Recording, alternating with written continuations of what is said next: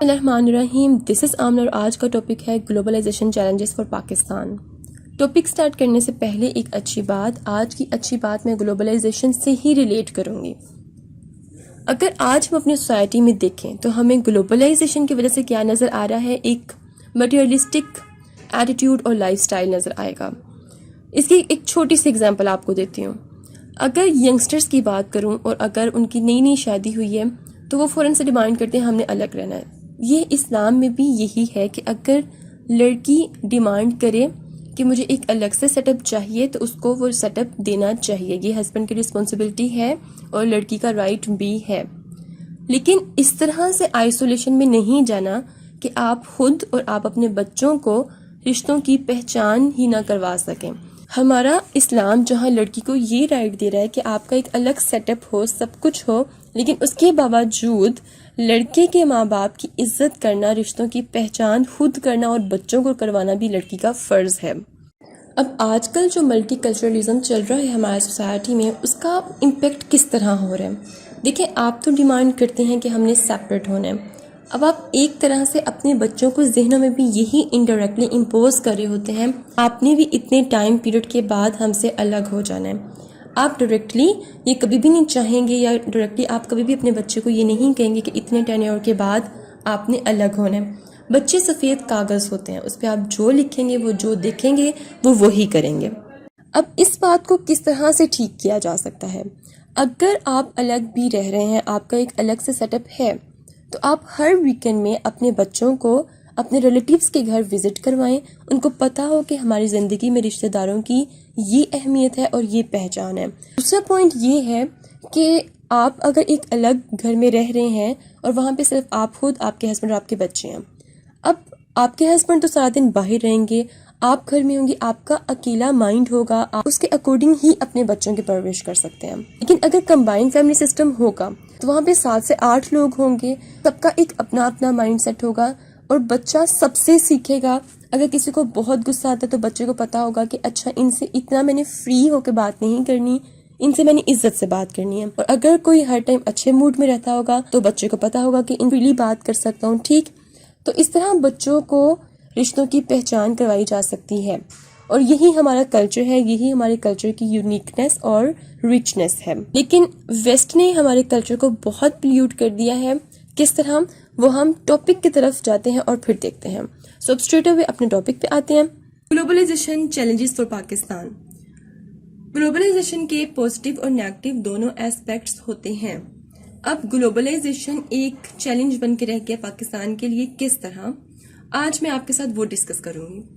Globalisation has impacts on economy, politics, culture, law and religion. Globalisation का पाकिस्तान की economy, politics, culture, law और religion हर चीज पे इफेक्ट पड़ रहा है। किस तरह, वो हम देखते हैं।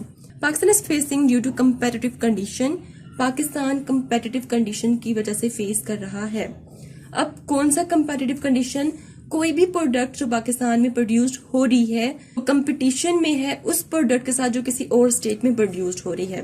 डिस्पाइट ऑफ दिस फैक्ट कि पाकिस्तान की इंडस्ट्री इतना अच्छा परफॉर्म नहीं कर रही, इतनी अच्छी प्रोडक्ट्स पैदा नहीं हो रही हैं पाकिस्तान में। लेकिन यूएसए, यूके, जर्मनी, फ्रांस, अगर मैं डेवलप्ड कंट्रीज की बात करूं तो उनकी इंडस्ट्रीज बहुत अच्छा परफॉर्म कर रही हैं और बहुत अच्छी चीजें बना रही हैं। अब पाकिस्तान में ऐसे लोग जो बहुत अमीर हैं, जो अफोर्ड कर सकते हैं, वो उन चीजों की डिमांड करते हैं जिनकी क्वालिटी अच्छी हो, और क्वालिटी पाकिस्तान की प्रोडक्ट्स की अच्छी नहीं होती। फिर पाकिस्तान मजबूर हो जाता है कि बाहर की प्रोडक्ट की इंपोर्ट करे और इस वजह से पाकिस्तान को ट्रेड डेफिसिट फेस करना पड़ रहा है। अब ट्रेड डेफिसिट क्या होता है, जब पब्लिक डिमांड ज्यादा हो, इंपोर्ट ज्यादा करनी पड़े, एक्सपोर्ट आपकी कम हो रही हो, आप इतने पैसे एक्सपोर्ट से ना कमा रहे हो जितने आपको इंपोर्ट पे करने पड़ रहे हो, तो तब क्या होता है कि एक मुल्क में ट्रेड डेफिसिट आ जाता है, ठीक है। तो पाकिस्तान में ये जो कंपेटिटिव कंडीशन है, ग्लोबलाइजेशन की वजह से पाकिस्तान में प्रॉब्लम्स फेस करनी पड़ रही हैं। So Pakistan need to bring industrial improvement. Pakistan को उतनी ही अच्छी हाई क्वालिटी की चीजें बनानी पड़ेंगी जितनी फॉरेन कंट्रीज में प्रोड्यूस्ड हो रही हैं, ताकि पाकिस्तान की प्रोडक्ट्स की डिमांड पूरी दुनिया में हो। और इंशाल्लाह ऐसा होगा अगर हर पर्सन अपने अपने हिस्से का काम करेगा तो अकेली हुकूमत कुछ नहीं कर सकती, सिर्फ एक टीका इकोनॉमी को ऊपर नहीं लेके जा सकता। Then number 3, globalisation pollute the Islamic way of life. अब ग्लोबलाइजेशन ने जो हमारी इस्लामिक वे ऑफ लाइफ है उसको पोल्यूट, गंदा कर दिया। उसको किस तरह देखते हैं? पाकिस्तान की जो तहजीब है ना, पाकिस्तान का जो कल्चर है, वो कल्चर है जिसकी बुनियाद हमारे प्यारे नबी हजरत मोहम्मद सल्लल्लाहु अलैहि वसल्लम ने रखी। उन्होंने अपनी पूरी जिंदगी इस्लामिक कल्चर को फैलाने में लगा दी। उसके बाद ये रिस्पॉन्सिबिलिटी हम पे आती है कि हम इस्लाम को कहाँ कहाँ स्प्रेड कर रहे हैं, हम अपनी रिस्पॉन्सिबिलिटी परफॉर्म कर रहे हैं कि नहीं। लेकिन हम क्या कर रहे हैं, जरा हम वो देखते हैं, हम किस तरह ग्लोबलाइजेशन से इफेक्ट हो रहे हैं, हम खुद किस तरह अपना कल्चर खुद अपने हाथों से खत्म कर रहे हैं। What Facebook is doing, Facebook पे हम अपनी फॉल्स आइडेंटिटी शो करके लोगों को धोखा दे रहे हैं। अब नबी पाक सल्लल्लाहु अलैहि वसल्लम ने फरमाया था कि मुसलमान कुछ भी कर सकता है लेकिन मुसलमान धोखा नहीं दे सकता, मुसलमान झूठ नहीं बोल सकता। अब आजकल क्या हो रहा है, अगर किसी वकील से बात करें वो कहता है कि कोई केस जीत ही नहीं सकता जब तक हम झूठ ना बोलें।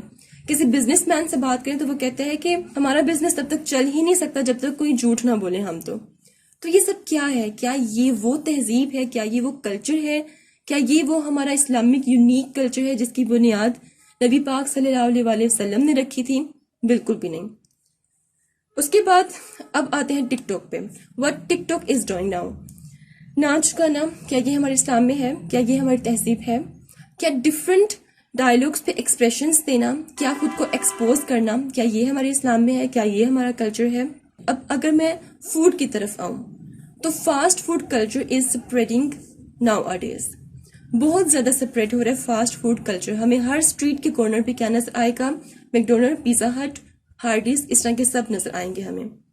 क्या ये हमारा कल्चर है? हमारा कल्चर तो ये था कि एक दफा आप सल्लल्लाहु अलैहि वसल्लम को किसी ने मैदे की रोटी बनाकर पेश करना चाहिए तो आप सल्लल्लाहु अलैहि वसल्लम का चेहरा गुस्से से रेड हो गया। और आज हम क्या खा रहे हैं? हम मैदे से बनी हुई हर चीज खा रहे हैं। बर्गर, पिज्जा, ये किससे बन रहा है? मैदे से बन रहा है। और उसके बाद हम क्लेम करते हैं कि हमने कुछ भी नहीं खाया था लेकिन पता नहीं इस तरह की बीमारियां क्यों फेस करनी पड़ रही हैं। ये हमारा कल्चर नहीं है। हमारी एक देसी कुजीन ट्रेडिशन में है जिसको हमने बहुत पीछे फेंक दिया और हमने वेस्टर्न कल्चर को अपना लिया है। अब अगर मैं ड्रेसिंग पे आऊं, वेस्ट की अगर मैं बात करूं तो वेस्ट में इतने पैसे खर्च नहीं करते हैं अपनी ड्रेसिंग पे, लेकिन हमारा क्या, हम पैसे जोड़ते हैं, हमारी जितनी भी सेविंग्स होती है हम किस पे लगा रहे हैं? हम अपने कपड़ों पे, अपनी ड्रेसिंग पे लगा रहे हैं कि सिर्फ इस बेस पे कि लोग क्या कहेंगे कि आपने ये ड्रेस दूसरी दफा पहन लिया है। हम लोगों ने अपनी जिंदगी का एक जो लाइफ स्टाइल है वो बिल्कुल चेंज कर लिया है। हमारा इस्लामिक कल्चर ये सब कुछ नहीं कहता। हम बहुत दूर हो चुके हैं अपने इस्लामिक कल्चर से जस्ट बिकॉज ऑफ ग्लोबलाइजेशन। अब सारा इल्जाम तो ग्लोबलाइजेशन पे नहीं दूंगी, कुछ सेंस भी होती है इंसान को खुद। अल्लाह ताला ने हर इंसान में अच्छाई और बुराई की पहचान डाल दी है। अब ये हम पर डिपेंड करता है कि हम उसको किस वे में लेके जाते हैं। तो सारा इल्जाम ग्लोबलाइजेशन पे नहीं दिया जाएगा, ये हम पे खुद पे भी डिपेंड कर रहा है कि हम किस तरह अपनी लाइफ को गुजार रहे हैं, हम खुद किस तरह अपना तरबियत पैटर्न कर रहे हैं। सो ग्लोबलाइजेशन ने क्या इंट्रोड्यूस करवा दिया है? मल्टी कल्चरलिज्म इंट्रोड्यूस करवा दिया है। पाकिस्तान में बहुत से ऐसे लोग हैं जो कहते हैं नहीं नहीं बिल्कुल इस्लाम होना चाहिए, लेकिन कुछ लोग कहते हैं नहीं इस्लाम के साथ दुनिया भी होनी चाहिए। कुछ लोग कहते हैं कि दुनिया ज्यादा हो इस्लाम कम हो, और अगर कोई इस्लाम की कोई बात करे और उसे कहते हैं ये तो बहुत बैकवर्ड माइंडेड है। वेल ये हमारी पहचान बन चुकी है आज। और मुसलमान क्यों सबसे पीछे हैं? क्योंकि हमने अपना यूनिक और अपना रिच कल्चर बहुत दूर फेंक दिया है। हम दूसरों के रंग में रंगने की कोशिश कर रहे हैं, हम अपना जो असल रंग है उसको भूल गए हैं। तो ऐसे कभी भी कोई मुल्क तरक्की नहीं कर सकता। It's prove that globalisation pollute Islamic way of life. Globalisation ने हमारा इस्लामिक वे ऑफ लाइफ गंदा कर दिया है। Number 4, MNCs, multinational companies. Multinational companies are right now key players of global economy. Global economy के ये की प्लेयर्स हैं। मल्टीनेशनल कंपनीज क्या होती हैं? जो कि डेवलपिंग कंट्रीज में आकर अपनी सेटलमेंट करती हैं। और कुछ एग्जांपल्स पाकिस्तान की लूँ। मैंने जब ग्लोबलाइजेशन का आपको अलग से लेक्चर दिया था उसमें मैंने आपको ऑलरेडी बताया था कि पाकिस्तान में इस टाइम कौन कौन सी मल्टीनेशनल कंपनीज हैं, जैसे कि पिज़्ज़ा हट, मैकडोनल्ड्स, हार्डीज, कोका कोला, मोपलिंग, ये सब इस तरह की बहुत सी और भी मल्टीनेशनल कंपनीज पाकिस्तान में इस टाइम हैं और अपना अपना फंक्शन परफॉर्म कर रही हैं। ठीक है, अब मल्टीनेशनल कंपनीज के कुछ पॉजिटिव एस्पेक्ट भी होते हैं और कुछ नेगेटिव एस्पेक्ट्स भी होते हैं। तो पहले अच्छी चीज देखते हैं कि मल्टीनेशनल कंपनीज हमें क्या फायदा दे रही है। Financial and technical resources, multinational company जब भी किसी डेवलपिंग कंट्रीज में जाती है वहां पे फाइनेंशियल और टेक्निकल रिसोर्सेज लेके आती है, न्यू टेक्नोलॉजी को इंट्रोड्यूस करवाती है, एक्सपर्टीज और वो अपने साथ अपने एक्सपर्ट्स भी लेके आती हैं, गुड बिजनेस प्रैक्टिसेस और एक अच्छे वे में बिजनेस किस तरह रन करता है ये इंट्रोड्यूस करवाती हैं, ईज ऑफ लाइफ, इन्होंने हमारी जिंदगी को बहुत ही आसान कर दिया है। अगर रात को 3 बजे भी हमारा दिल करे कि पिज़्ज़ा खाना है तो पिज़्ज़ा ऑर्डर करते हैं और पिज़्ज़ा आपके घर आ जाता है। तो जिंदगी को आसान कर दिया है। जॉब और जो अनएम्प्लॉयमेंट थी उसको ख़त्म की है, जॉब दी है लोगों को। आप देखेंगे हार्डीज में, मैकडोनल्ड में सारे हमें पाकिस्तानी लोग ही नजर आएंगे।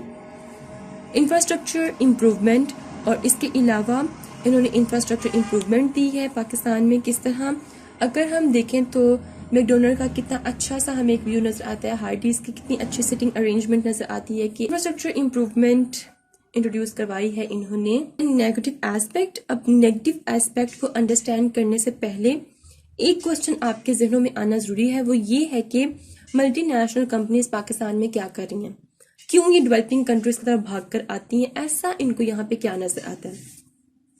पहले मैं आपको ये सारा एक्सप्लेन करती हूँ, फिर इसका नेगेटिव एस्पेक्ट मैं आपके साथ डिस्कस करूंगी। अब हिस्ट्री कुछ यूं थी कि मल्टीनेशनल कंपनीज जब यूएसए में थी तो उनको वहां पे लेबर्स रखने पड़े और लेबर्स उनके अपने ही मुल्क के थे। अब वो लेबर्स पाकिस्तानी बेचारे लेबर्स की तरह तो नहीं है ना कि उनको अगर आप $5 भी दो तो वो हंस के कहें ठीक है हम काम करेंगे, हमें बस जॉब मिल जाए। तो उन लेबर्स की अपनी अपनी डिमांड्स थी, उनको $40 से $50 इनको पे करने पड़ते थे।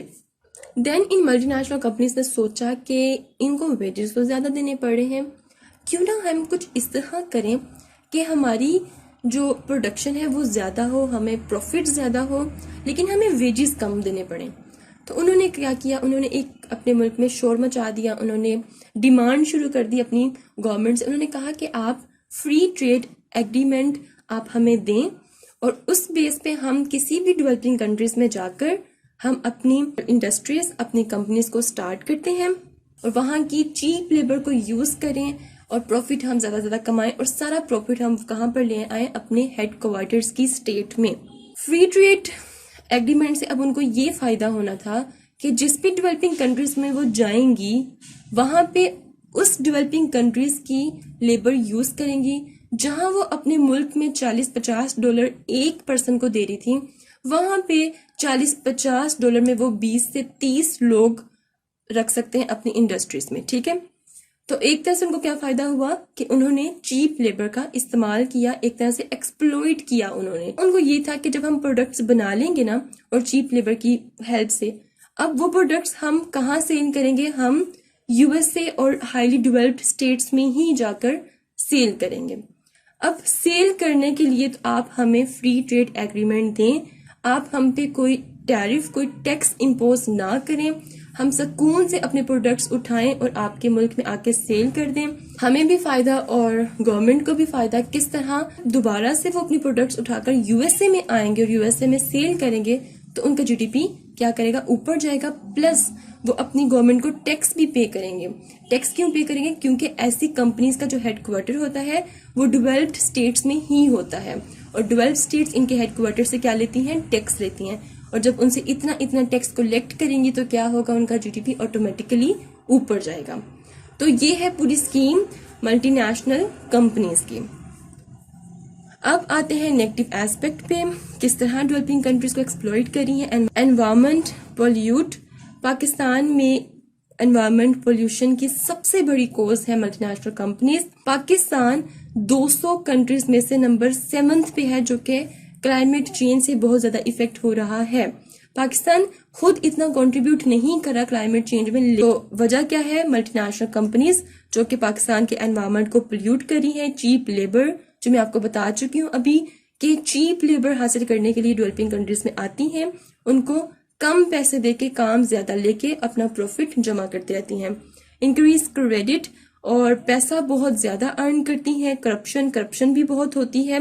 क्राइम और करप्शन होती है, क्राइम होता है। ब्रेन ड्रेन, अब ब्रेन ड्रेन क्या होता है? जब एक मुल्क के हाईली क्वालिफाइड वेल एजुकेटेड लोग एक मुल्क से दूसरे डेवलप्ड कंट्रीज में जाना शुरू कर दें, क्यों? क्योंकि उनके अपने मुल्क में जॉब्स नहीं है, अनएम्प्लॉयमेंट है और वो यहाँ पे एग्जिस्ट नहीं कर सकते, तो वो कहाँ जाते हैं? किसी अच्छे से मुल्क में चले जाते हैं कि चलो हमें वहां पे कोई अच्छी से जॉब मिल जाए। तो हाईली एजुकेटेड लोगों का अपनी स्टेट से किसी दूसरी स्टेट में मूव करना, उसे कहते हैं brain drain. Power of MNCs, देखिए मैंने आपको पहले ही क्लियर कर दिया है कि ग्लोबल इकोनॉमी में मल्टीनेशनल कंपनीज जो सी हैं वो एक की प्लेयर्स के तौर पे एक्ट कर रही हैं, ठीक। अब अगर मैं इनके एनुअल टर्नओवर की बात करूं तो वो $100 to 200 बिलियन है।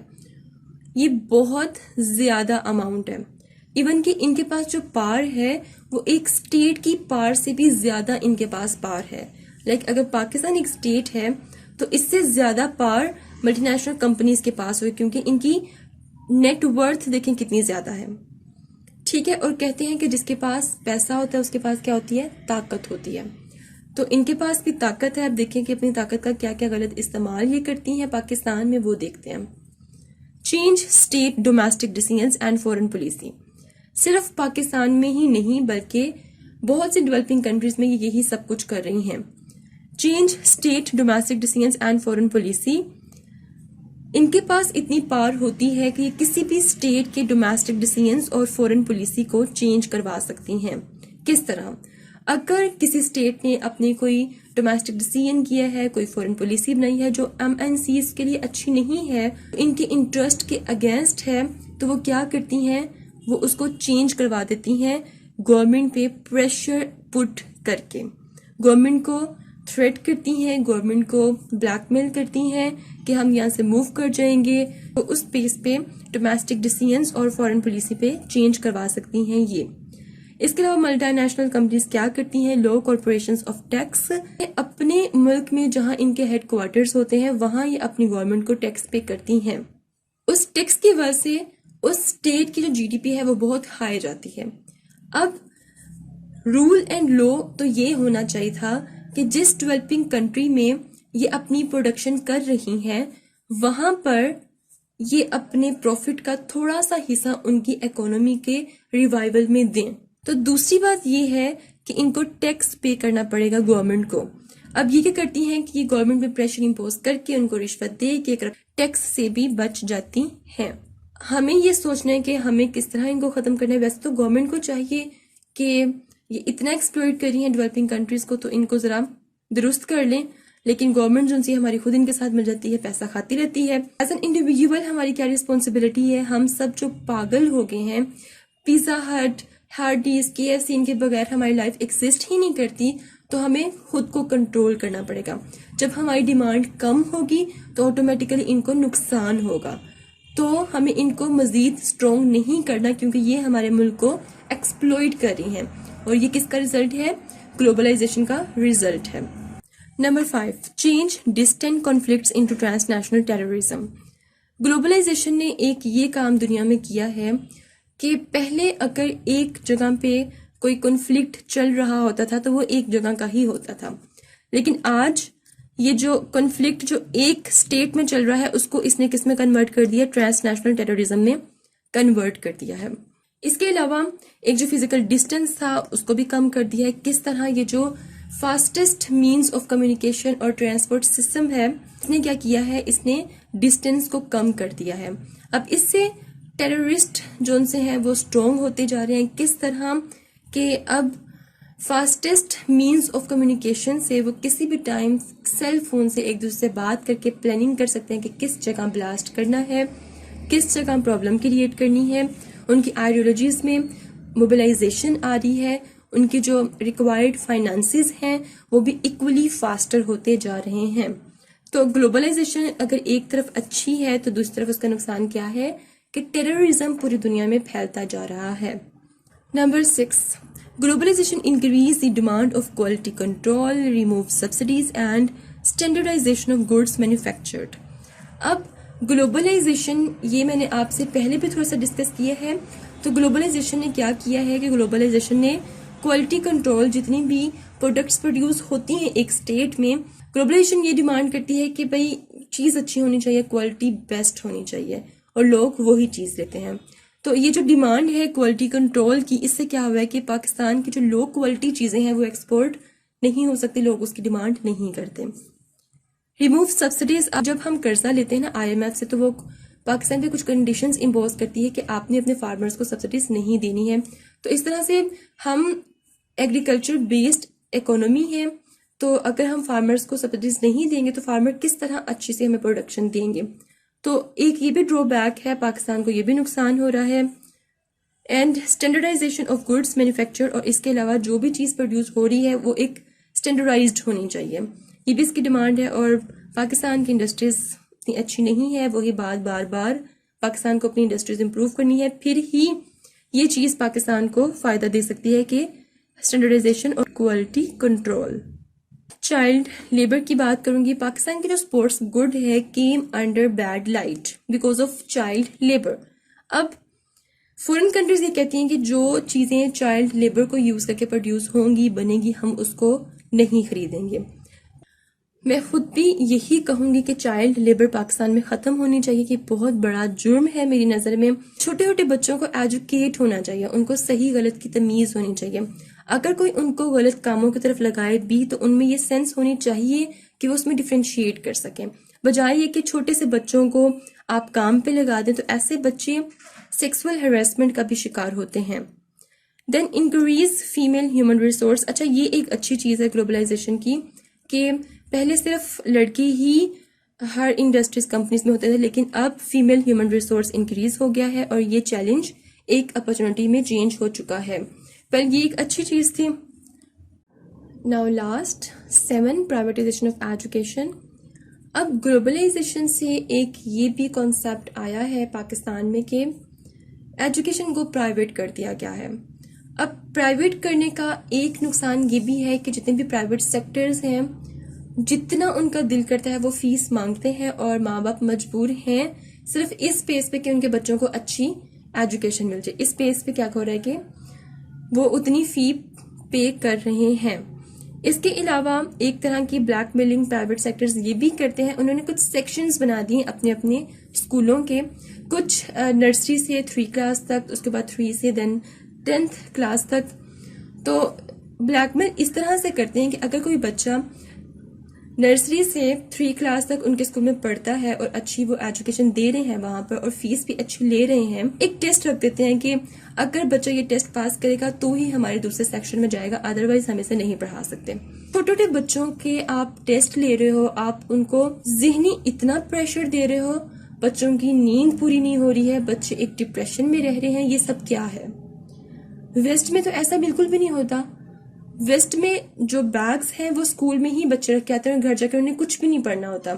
तो हम देखते हैं वो क्रिएटिव माइंड बन रहे हैं, और हम बचपन से ही इतनी टेंशन ले लेके हमारा माइंड क्रिएटिव होता ही नहीं है। हम सिर्फ एक टेंशन में रहते हैं कि we have to score good, हमें फर्स्ट पोजीशन लेनी एंड दैट्स इट।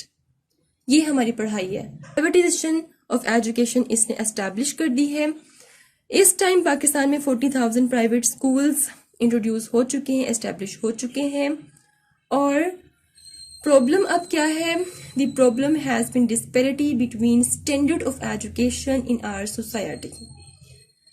एक डिस्पैरिटी आ चुकी है एजुकेशन के स्टैंडर्ड में। हमारी सोसाइटी में क्लासेस बन चुकी हैं, किस तरह एक इंग्लिश स्पीकिंग क्लास बन चुकी है तो एक नॉन इंग्लिश स्पीकिंग क्लास बन चुकी है।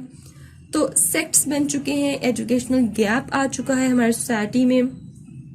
कुछ स्टूडेंट्स अच्छी इंग्लिश बोलते हैं और जो इंग्लिश अच्छी नहीं बोलते उनको एक एहसास कमतरी होती है कि शायद हम बहुत नालायक हैं जो इंग्लिश अच्छी नहीं बोल सकते। इस तरह बहुत से फील्ड्स में जहां वो अच्छा परफॉर्म कर सकते हैं, सिर्फ यही सोचते हुए नेगेटिव फीलिंग्स की वजह से, सेल्फ क्रिटिसिज्म की वजह से वो बहुत पीछे रह जाते हैं और अच्छा परफॉर्म नहीं कर पाते। ये तो इंग्लिश स्पीकिंग और नॉन इंग्लिश स्पीकिंग की बात थी। अब एक मदरसा सिस्टम भी पाकिस्तान में एग्जिस्ट करता है, जहाँ पे सिर्फ मदरसा की तालीम होती है, जहाँ पे दुनिया की कोई ऐसी तालीम वहाँ पर नहीं दी जाती कि वो मतलब कि दुनिया के साथ मुकाबला कर सकें। तो वो भी एक अलग से क्लास बन गई, एक सेक्ट बन गया। होना तो ये चाहिए कि हमारे हर एजुकेशनल सेक्टर में कुरान पाक तफसीर के साथ पढ़ाया जाए ताकि मुसलमानों को उनकी पहचान का पता हो, उनके कल्चर का पता हो। बट हम किसके पीछे भाग रहे हैं? हम इंग्लिश के पीछे भाग रहे हैं। आजकल हर पर्सन की यही शिकायत है कि इंग्लिश नहीं आ रही है, इंग्लिश नहीं आ रही है। अब सीएसएस का एग्जाम देख लें कि एक पर्सन हर सब्जेक्ट की बहुत अच्छी तैयारी कर लेते हैं, लेकिन सिर्फ इंग्लिश में मार खा जाता है तो सीएसएस में फेल हो जाता है। और फिर बहुत डिसअपॉइंटमेंट होती है कि मैंने तो इतनी मेहनत की थी, मैंने तो ना दिन देखा ना मैंने रात देखी, मैंने बहुत मेहनत की। तो ये तो हमारी गवर्नमेंट को इसके लिए स्टेप्स लेने चाहिए। ये थे सब चैलेंजेस पाकिस्तान को जो फेस करने पड़ रहे हैं। इसके अलावा भी बहुत से चैलेंजेस हैं, आप अपने माइंड को यूज करके कमेंट सेक्शन में मेरे साथ शेयर कर सकते हैं। Now last segment is advantages and disadvantages of globalisation. अब ये देखना है कि ग्लोबलाइजेशन हमारे लिए एक रिस्क है या फिर हमारे लिए अपॉर्चुनिटीज प्रोवाइड करती है। ठीक है, तो एडवांटेजेस पहले देखते हैं। अच्छी चीज पहले देख लेनी चाहिए, फिर हौसला हो जाता है बुरी चीज देखने का। तो free trade between Nations, free trade agreement जो है जिसकी वजह से ट्रेड हो रही है और ये अच्छी चीज है of course. Increase liquidity of capital, liquidity of capital means के पैसे इनफ्लो हो रहे हैं, एक स्टेट से दूसरे स्टेट में जा रहे हैं। किस तरह जाते हैं, यहाँ मैं फॉरेन डायरेक्ट इन्वेस्टर्स की बात करूंगी। डेवलप्ड स्टेट्स के जो फॉरेन डायरेक्ट इन्वेस्टर्स होते हैं उनके पास इतनी कैपेबिलिटी होती है कि वो डेवलपिंग स्टेट्स में जाके इन्वेस्ट करें और उनको भी कुछ फायदा दें। Then MNCs have greater flexibility across border. MNCs multinational companies के पास ये बहुत बड़ी फैसिलिटी आ चुकी है कि वो किसी भी स्टेट में जाके अक्रॉस बॉर्डर वो अपने बिजनेस को स्टार्ट कर सकती है। Decrease war between developed states, पहले क्या था जब इकोनॉमी की एज नहीं थी, डिजिटल एज नहीं थी, तो लोग लड़ते रहते थे आपस में। लड़ने की एग्जांपल दूं तो वर्ल्ड वॉर 1, वर्ल्ड वॉर 2, ठीक है। लेकिन अब ये जो वॉर वाला सिस्टम है ये खत्म हो गया। क्यों? अब दुनिया की 8 स्टेट्स ऐसी हैं जिनके पास न्यूक्लियर पावर है, तो उससे डरते हुए अब ये वॉर वगैरह खत्म हो गई है। Global mess media ties the world together, और ये जो मास मीडिया है, सोशल मीडिया है, इसने दुनिया को इकट्ठा कर दिया है। कोई भी न्यूज आप किसी भी टाइम सुन सकते हैं। आप अपने जो बहुत ही दूर रिलेटिव्स हैं आप उनसे किसी भी टाइम बात कर सकते हैं। आपको ऐसा फील ही नहीं होगा कि वो आउट ऑफ स्टेट रहते हैं। Jobs, of course job offer हुई है मल्टीनेशनल कंपनी से, जैसे कि जॉब्स ऑफर की हैं। Communication, faster means of communication और ईज एंड स्पीडी ट्रांसपोर्टेशन हो चुकी है। डिसएडवांटेजेस, मटेरियलिस्टिक एटीट्यूड, जैसे कि आजकल हम देखें तो हर किसी का मटेरियलिस्टिक एटीट्यूड और लाइफस्टाइल नजर आएगा हमें। इसकी एग्जांपल सबसे पहले अच्छी बात में भी मैं आपको बता चुकी हूँ। चीप लेबर, मल्टीनेशनल कंपनीज किस तरह डेवलपिंग स्टेट्स में आके चीप लेबर को यूज करती हैं, लो वेजेस देती हैं उनको। Reduce environment integrity, multinational companies किस तरह डेवलपिंग कंट्रीज में आकर क्लाइमेट चेंज लेकर आ रही हैं और किस तरह एनवायरमेंटल इंटेग्रिटी कम से कम होती जा रही है। International bodies infringe on national sovereignty, multinational bodies जैसे कि आईएमएफ और world trade organisation, world bank, ये सब क्या कर रही हैं? देखिए, ये सब नेशनल सोवरेनिटी और इंडिविजुअल सोवरेनिटी में इन्फ्रिंज कर रही हैं। ठीक है, इतना इंटरफेरेंस ये कर रही हैं कि हमें ऐसा लगता है कि हम वेस्ट के इशारों पे चल रहे हैं। लोन, इस बात को मैं लोन से समझाऊंगी। देखिए, ग्लोबलाइजेशन का एक ड्रॉबैक ये भी है कि ग्लोबलाइजेशन की ही वजह से आज एक स्टेट दूसरों से एड ले सकती है, आईएमएफ से एड ले सकती है। तो जब हम किसी से लोन लेते हैं, कहते हैं ना, जब हम किसी से एहसान लेते हैं तो हमारी इज्जत कम होती है। तो यही हाल पाकिस्तान का है। जब हम लोन लेते हैं, दूसरों से मांगते हैं, तो एक तरह से हमारी इज्जत कम होती है, लोग हमारी कम सुनते हैं। तो हमें फिर किसकी माननी पड़ती है? हमें फिर आईएमएफ, वेस्ट, इनकी माननी पड़ती है। तो यही सब कुछ हो रहा है। तो ये इस तरह से हम पर इम्पोज हो चुके हैं कि हमें ऐसा लगता है कि हम इनके इशारों पे चल रहे हैं। सिविल वॉर, ये जो मैंने अपवर्ड साइन लगाया हुआ है इसका मतलब है इंक्रीज। ठीक है, तो ग्लोबलाइजेशन का एक डिसएडवांटेज ये भी है कि सिविल वॉर बहुत ज्यादा बढ़ती जा रही है। Economic disruption, high economic disruption बहुत ज्यादा हो चुकी। कैसे? अब इस बात को मैं 2 एस्पेक्ट्स में आपको समझाऊंगी। पहला एस्पेक्ट ये है कि अगर एक स्टेट में इकोनॉमिक डिसरप्शन है तो क्या होगा कि उस स्टेट में क्राइम ज्यादा होगा। क्यों? क्योंकि उस स्टेट की बेसिक नीड्स पूरी नहीं होंगी तो क्राइम ज्यादा होगा, और क्राइम जब एक मुल्क में होता है वो सिर्फ एक मुल्क में ही नहीं रहता, वो फिर बहुत से दूसरे स्टेट्स में भी होता है। अब दूसरा इसका एस्पेक्ट ये है कि इस टाइम चाइना और यूएसए की एक ट्रेड वॉर चल रही है। अब IMF के according economy went down this financial year by 0.3%, कि इन दोनों के ट्रेड वॉर की वजह से जो पूरी दुनिया की जो इकोनॉमी है उस पर भी इफेक्ट पड़ेगा और 0.3% इकोनॉमी नीचे जाएगी। और इसके अलावा ग्लोबलाइजेशन का एक इफेक्ट ये है कि करेंसी डी वैल्यू हो जाती है, जैसे पाकिस्तान की आई रोज करेंसी डी वैल्यू होती जा रही है। ये थी ग्लोबलाइजेशन के advantages, disadvantages, challenges for Pakistan. Hopefully आपके लिए हेल्पफुल होगी। मिलते हैं नेक्स्ट हॉट इशू के साथ। अंटिल देन मुझे अपनी दुआ में याद रखें। Stay tuned and Allah Hafiz.